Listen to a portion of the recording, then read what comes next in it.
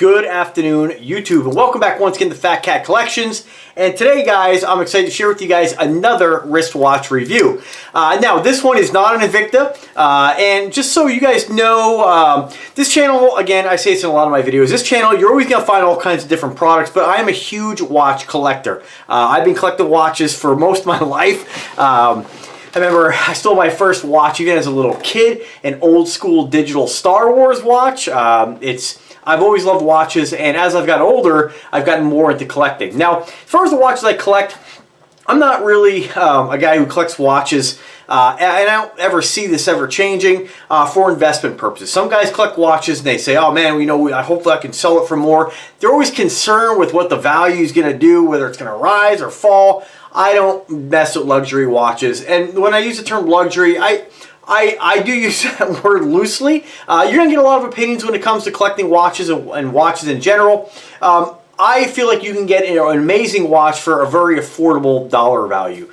You don't have to spend $10,000, $1,000, $20,000, whatever the price may be. You don't have to spend a lot of money to get a great watch. Now, a lot of these guys will lead you to believe, and I am going to get to the watch review, but a lot of these guys will lead you to believe that, when you pick up a watch that's like a $10,000 Rolex or a $5,000 Omega, and you pick up a watch that's $100, you're just going to feel this insane difference between the two. And frankly, that's just not the case. That's what we call manufactured desire. It's things that people kind of make up in order to rationalize spending that amount of money. Now, I'm not saying that Omega or Rolex or AP or any of those brands are not amazing watches, right? There are differences when it comes to different price points. Not always, though. Watches is one of those things that is very heavily marked up. You can get great values, and you can get, I don't want to use the word ripoff, but there are some watches that they'll charge over $1,000 for, and you're not getting anything different than a $99 wristwatch. And so a lot of times they'll use things like 904 stainless steel, and they'll say, oh, it polishes better, and you'll hear all these guys who have rationalized spending a lot of money on that watch, kind of rationalizing these differences, when really the main reason somebody buys that is for the recognition. It's for the perception people have for others, the other people's perception of you wearing it. And I can only relate to that a little bit. Like, I have a replica Rolex, right? I wanted to check out DHK quality and where it's at. I got an old school Rolex as a kid from New York. Very cheap when you look at something from the 80s compared to what you get for $56 nowadays from like DHK. And so, but I do get, why a lot of people might buy something like that and not want to admit why they bought something like that. Because even when I wear that fake, nobody can tell that it's not real, But when you're wearing it and somebody notices it, now I'm not saying that I've had like these people, I don't really go anywhere very often, but, I know that when I'm wearing it, there's a feeling I get, right? And I'm trying to be honest with you guys here. There's a feeling you get that it says, like, that name just says Rolex. It's recognized, and people are going to recognize that if they are looking and say, ooh, man, there's a level of classiness, I think, that comes along with it, and a level of like, ooh, he must be successful. He must be a sophisticated guy. And it's interesting that just by having the brand on your wrist, that's kind of the perception that comes along with it. When really a lot of Rolex owners are douchebags, right? I've watched tons of them on YouTube, had battles with some of them who are just morons, absolute morons. Now, that's not to overgeneralize. There are some very nice people. There are some douchebag Invicta owners as well. I mean, it is what it is with anything out there, right? Now, I don't mean me. I'm awesome. But my whole taste is having a nice variety with nice quality watches that are going to last your whole life and bring a lot of enjoyment, be able to accessorize your outfit, and it's just a fun hobby. So let's talk about the Steeldive. That's the watch we're going to share today, and this is the bad boy right here. So now, I'm not an expert with every single model and brand, but this is a homage to the Seiko Captain Willard. And I was wondering, why do they call it Captain Willard? I didn't even realize till today. It's from the movie Apocalypse Now. I guess Martin Sheen, correct me if I'm wrong, wears the Seiko Captain Willard, which I think is a Prospect, or Seiko Prospect watch that's nicknamed the Captain Willard. I think it's funny. I'm not sure. I'm not trying to beat the horse dead here, but I think it's funny how a lot of these watch snobs out there will, and I don't mean to always bring that up, but it's just a fact of the matter, is that a lot of these watch snobs out there will go ahead and it's okay to call like different Rolex watches a Smurf, a Kermit, you know, or a Captain Willard or a Batman, but yet if Invicta does it, it's childish. You know what I mean? It's just double standards. But this is referred to as Captain Willard. I think nicknames are pretty cool when it comes to watches. I think Captain Willard's a pretty cool name for a watch. I definitely prefer it over a Smurf, you know. But that's what this is modeled after. So what I love about this watch is it's got this vintage styled case. And when we talk about vintage styled cases, I think a lot of times in the older, you know, 70s, 80s, maybe even earlier, you had a lot of watches that had this kind of styling. Now, I would even consider like a Rolex vintage style because it's, you know, and I know you get a lot of, you know, terms being tossed around in the watch community. You know, I don't really know what, you know, I don't know how you can really classify any watch vintage other than by the year it was made. So to say it's a vintage style case, I know that, you know, you could have something new made similar with a design that's maybe not the exact same thing, but you know, I don't know, like, are we going to call something made modern day vintage styled, even though it's a modern day design? So I don't know. But anyway, when we refer to case as vintage style, they tend to have this kind of elongated, kind of, I don't know, angular case rather than just a regular round case. So you'll hear that term a lot when it comes to watches that kind of have this design, this style. I just think it's innovative, you know, honestly. But it's pretty cool. You know, when you look at watches like Aquadive, I have an Aquadive bathyscaphe. That's a $2,000 watch. That's what it costs. It's not like a watch like the Alexander where they charge $4,000 on their website and you'll find it for maybe $1,000. You know, the $2,000 what you're going to pay. Doxa watches, same thing. They hold their value. You're going to pay over $2,000 for a Doxa. And it's that kind of cool styling. Now, I will say it's something to be, I think it's pretty awesome. Every time I do a video. I just tried to do this video, my folks showed up. Anyway, there are watches that I think, like if you look at like Doxa, Pantor, what else, like Neathans, a lot of these micro brand companies are making cases that are styled like this, and I love just kind of a unique case. Now this is my second homage style. God, man, every time I do a video, you got noise. Hopefully you guys can hear that. There's like a beeping going out there. I have what we consider homage Invicta, or homage Captain Willard Invicta, that has this exact case style. I picked it up last summer for $68. Seiko NH35 movement, has a Rolex styled, I think it's not the Jubilee bracelet, but the, what do they call that one? The Oyster. Yeah, no, the Jubilee bracelet. Pretty cool, orange. And when it comes to these dive watches, I love the orange face. Now, I wouldn't normally get that in anything else but this, what we call vintage style, right? I love that look. So it'll be my second. I have another one coming in the mail. Should take a couple weeks to get here. It's another Aquadive, and it's their Tuna homage watch. So pretty cool. I've been eyeballing that for a while. But see, when it comes to price point, I love the way the Tuna case looks. And again, guys, if you watch me, I'm not just all about Invicta. And just so you guys know, I get the comment too, oh, I see your tastes are changing to small. No, my tastes aren't changing. I like all watches. I enjoy the large 70mm Invictas. I enjoy the 60mm Invictas. I enjoy the 50s. You know, whatever it is, it just depends on my mood. I tend to not go under 40mm though. So not saying I wouldn't wear a 40mm, but I need something a little bit bigger. And I think this is a great case size. So check that out. Just absolutely stunning. Now I've also seen guys review the Captain Willard and say that the bezel action is better on this than that vintage piece. So remember, modern manufacturing has gotten a lot better. I'm sure a modern day Seiko coming out, I think they make a re-release of the Captain Willard. It's probably better. Honestly, machining's gotten better. When you pick up something like this, you're not going to compare this side by side to a Captain Willard. And I'm sure there's not really a difference. But anyway, this is powered by a Seiko NH35, so that's a movement. I don't want to use the catchphrases in these terms. They always call it the workhorse movement. I hate that. But it just refers to a movement that's, you know, tough, durable. You're going to get, you know, some guys say, oh, you get years of life. You'll get your whole life out of them. You know, you have good and bad luck with anything. I mean, so just kind of keep that in mind. There is no expiration date on movements. You have good luck or bad luck. So pretty awesome watch. Steeldive has a pretty cool logo. Again, I've seen some YouTubers critique, you know, nonsense like, oh, it says Invicta on the side, or the logo is kind of silly. I think the logo is pretty cool in this. I think any logo that's dive inspired on a dive watch is very, very cool. I think the ocean is a beautiful, amazing place. So what they've done here on this one, you probably can't see it by the, there we go, right there. You can see it has a scuba mask, a couple tanks, and a couple flippers. Loom on this is incredible for $100. No, $88 with tax and everything, $100 roughly. You know, the loom on this is incredible. And I'm not going to give you a loom, well, we're not going to dim it down here and get all romantic, but I'll give you guys just, hopefully you can get an idea here. I mean, 2 seconds in front of the lamp.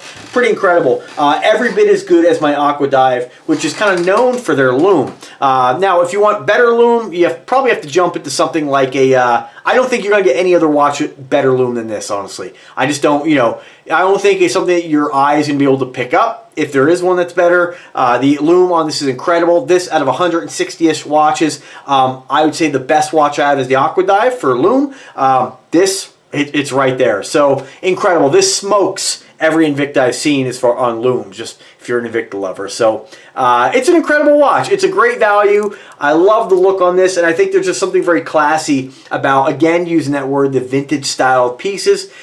Very cool watch. Dual push button deploying clasp, so fold over lock, 316L stainless steel. Guys, sometimes guys are like, oh, I don't know what the hell they're talking about when they look at the finishing. This has brush finish on the top, mirror polishing around the sides, just a combination of brush and mirror finishing. When I look at something like this, with the naked eye, like you can't, I'm sorry, but in order for you to really see a difference in finishing, you either have to be a watch freaking expert who spent his whole life, you know, looking at these things. You really need to see it under a jeweler's loupe. To the naked eye, I really call BS on anybody who could pick up a watch like this and compare it to your finest watches and say that there's any difference to the naked eye. I mean, it's an asinine statement to me. But again, you know, if you want to look at it under a microscope, I'm sure when you look at like a watch that's $10,000, $20,000, $30,000 and up, you'll probably see it's finished a lot better. You know, really fine detailing. Pop the back, I'm sure you're going to see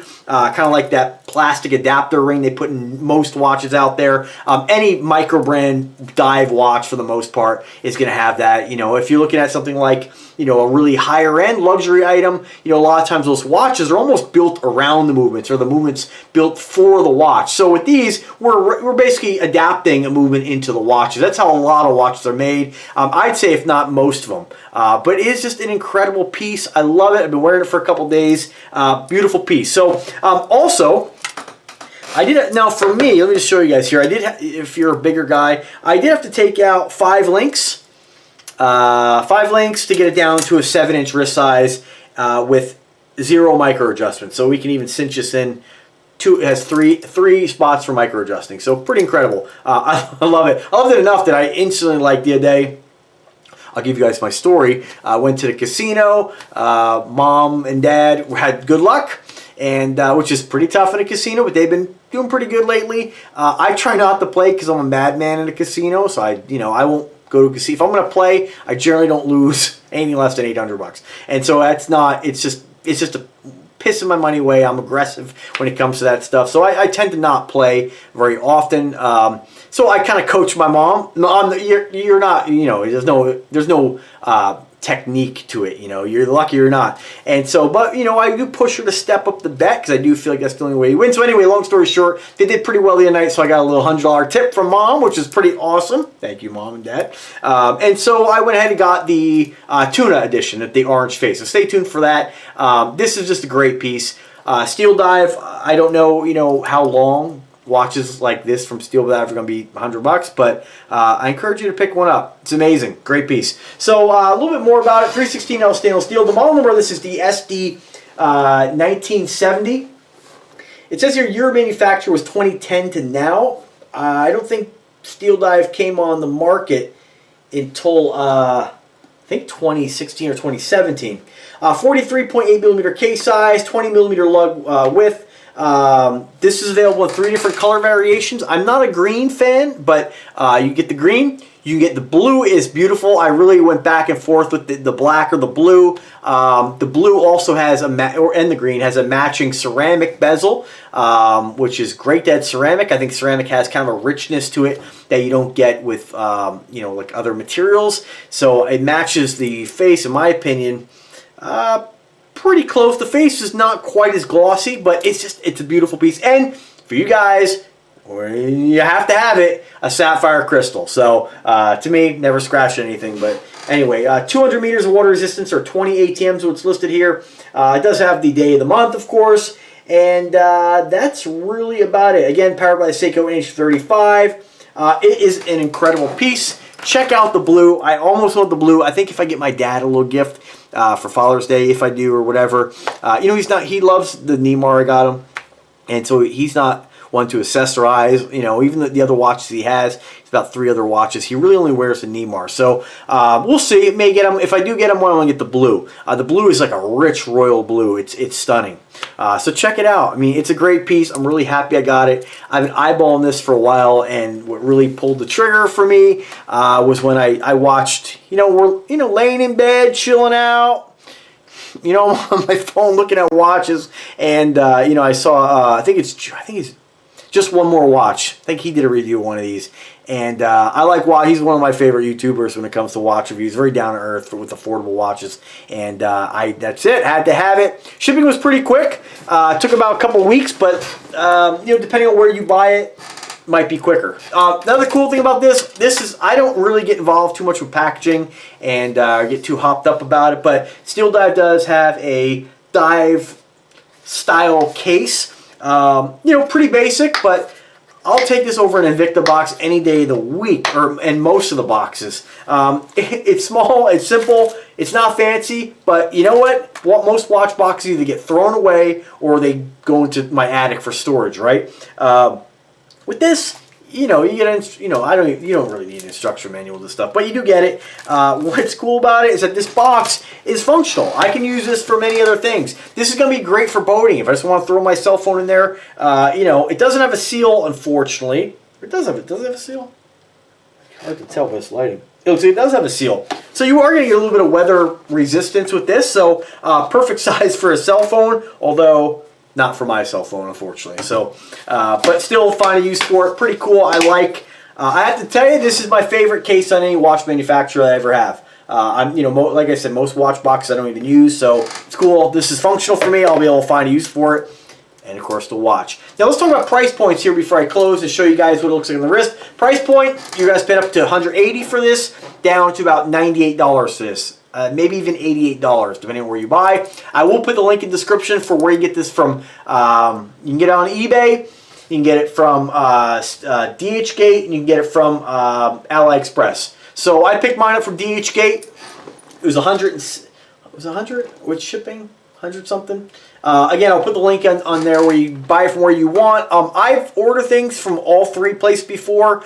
Shipping on something like this, if you find it in the United States, you're going to pay about $50 more. So be a little patient, get the best deal. If you're not patient and you want to have it, you know, I'll try to find a United States seller where you can get this shipped a lot faster. You know, that's the only downside with this stuff. You got to wait. So without further ado, let's show you what it looks like on the wrist. I'm about 5'7". I weigh about 182 pounds, and I have a 7-inch wrist. So this is what it looks like on a guy my size, my height, and my weight. Just a classy, killer looking piece. Definitely something that if you're a watch collector, I mean, it's not a small watch. You know, I know us Invicta lovers get desensitized and we're like, oh, it's so small, but it's not a small watch. It's got great wrist presence. I love the indices. They're down that black, just bright white. You have so much going on with all the number and the indices and the markers. It's just a very tactical looking, tactical I use loosely, you know, it's a very, I don't know, it's a very clean, sexy watch. It's beautiful. Absolutely love it. And if you're, if you are a Seiko lover and, you want to get the actual Captain Willard, I get it, I understand that. But, I mean, for the price point, I could tell you that spending thousands of dollars on that watch, you're not going to get anything better than this. You're really not. You're not getting a superior watch. This watch is just as nice for $100, $150, depending on where you buy it. Absolutely incredible piece. And I really hope Steeldive does more homage pieces like this. I have so many homage pieces already that, I don't know, other than the tuna that I got coming in the mail, well, I don't know. We'll see what they come out with, but just a beautiful piece. I wish they would do a Doxa homage. I'd be all over it because there's not a lot of companies who make watches that look like the Doxa, and it's a beautiful piece. Stunning. Well, guys, I appreciate you guys taking the time to watch the video. If you do like the content, subscribe to the channel. Sorry, tried to do this video shorter, 20 minutes. I'll probably have to edit this shit together. So, I don't like to edit. So, anyway, thanks for watching. Subscribe to the channel. Links are in the description. If you have any questions whatsoever, do not hesitate to ask. Drop me a comment. Drop me an email. My email address is in the description of every single video. As always, guys, have a great evening. Be kind to one another, and take care.